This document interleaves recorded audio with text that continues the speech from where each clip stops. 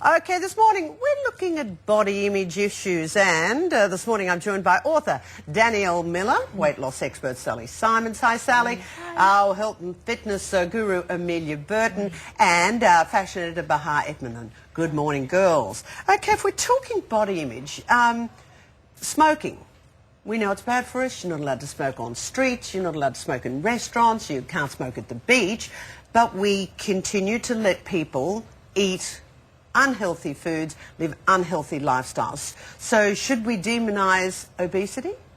I think that's a really interesting way of comparing the two. And if we look at smoking, for example, in the last 50 years, we've managed to halve the number of people in Australia smoking. Now, you can imagine the burden on our society if today twice as many people were smoking as they are now. Now, let's take a look at heart disease. The #1 killer of Australian men and women is heart disease, and the #1 cause of heart disease is obesity-related illnesses, diabetes, blood pressure, high cholesterol, heart attacks. So it is a serious epidemic, and I think we do need to be treating it in a similar way as we looked at smoking 50 years ago. But sorry, I was going to say, it's ridiculous, though, to suggest should we be letting people eat particular foods. I mean, how would you possibly monitor that? Will we be going to people's houses and putting chains on their fridges?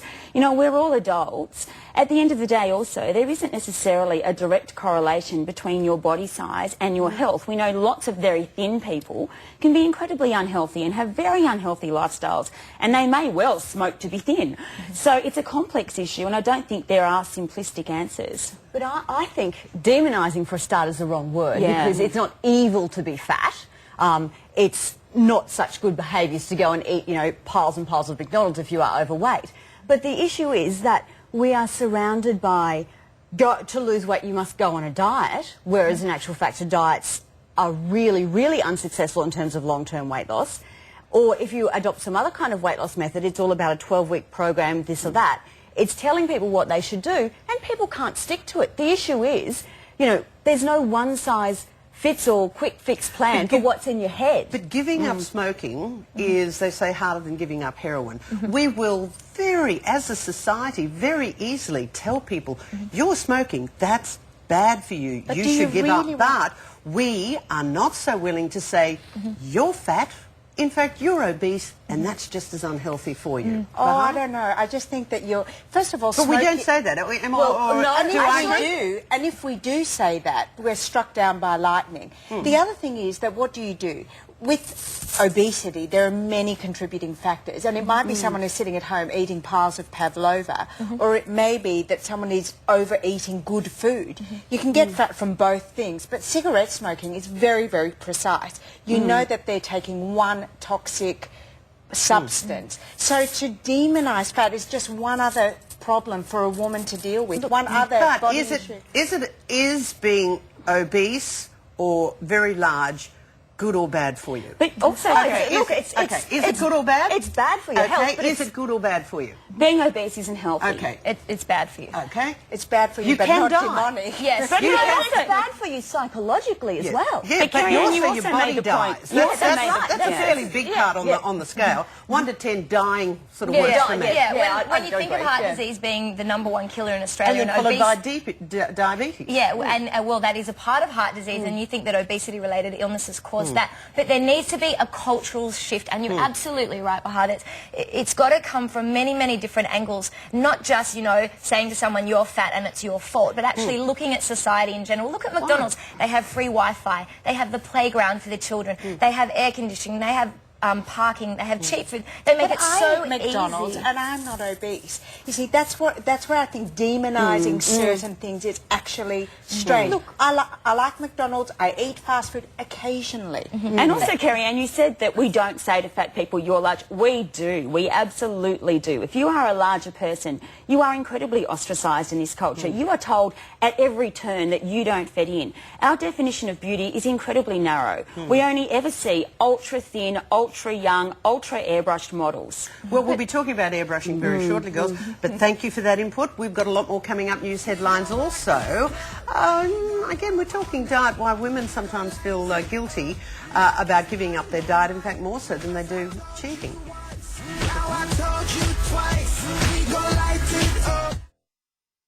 Okay, this morning we're back with Danielle Miller and all the girls have been talking about body image. Now, here's an interesting one along the same lines, an airbrushing.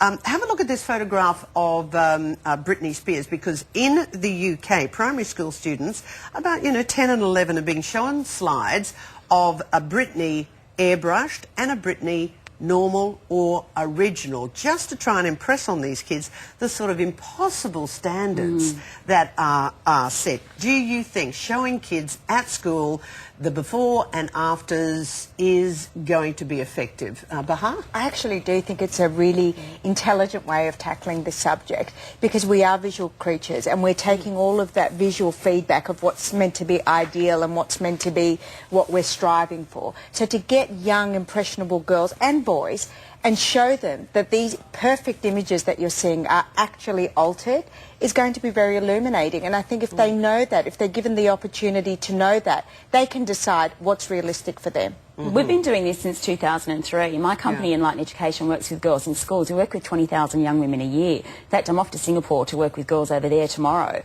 And it has a huge impact. We think this generation is so media savvy. Yes, they are. But they are still inevitably shocked at just the extent to which image is manipulated. So when they play that compare and despair game and look at an image and then compare themselves and despair that they can't live up to that, it's vital that they understand even the model doesn't look that perfect. None of us do. But I think you can even move that into the adults as well, because a lot of people see fitness freaks and they're put off by it because they think that they look like that all the time. And they don't. If they carb load and water deplete and, everything else for a week before, then yeah, they do look ripped like that. But they don't look like that every day. And I mean, I think in terms of obesity, the fitness industry is not user-friendly. I mean, you'll go and get a wax and it'll hurt like mad, but you'll keep going back. You don't feel intimidated going back. Whereas if you go to a gym, most people hate it. Most people go in spite of it. Yeah, I do like a bit of airbrushing. I've picked my wedding photographer based on his ability to airbrush. Go Bahar, I love it. Here's another question, girls. Honesty time. Do you think about sex more than food? Sally? Yes. Come on, girls, don't let's all... My husband is watching, so I'm going to say absolutely, baby. Now he's switched off and gone to work. Do you think about sex or food or dieting more? Post-baby, dieting more. Pre-baby, probably more sex. Probably. It does not surprise me at all, the statistics that we see here, where women do think about food and dieting let's a lot just fill more everybody than sex. in. Here's the survey. 54% of women think about food more than they think about sex. Only 54%? This is because we've all been brainwashed to think we need to change. We've all been brainwashed to think that if we're not on a diet, we're not virtuous. At the end of the day, relationships do matter, which is why I responded yes. Relationships and connection are actually what makes us healthier, happier and more connected. We should stop this constant quest. If we just got to this weight, we'd be happy. If we just got to this weight, our partner would love us. But if you go on a sex diet where you are told this is the sex that you will have 3 times a day and this is all you will have and you must do it, much like a food diet, then you will lose weight. Yeah, of course you will. Great cardio.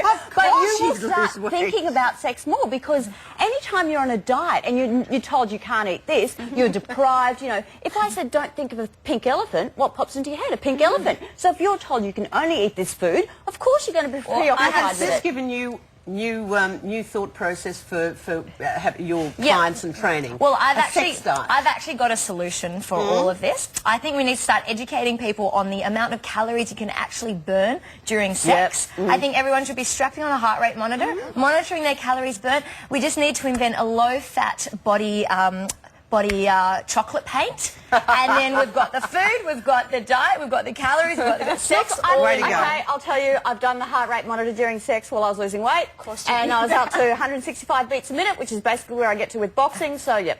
Okay. There you go. Good cardio. There you go. And I hate cardio. Well, now you have Apart your from sex and answer, boxing. Australia. There you go. We've got the new diet. We've just invented one. Thank you very much. Thank you. Amelia Bahar. Good to see you, Danny, and thank you, Sally. All coming up, but this could be interesting.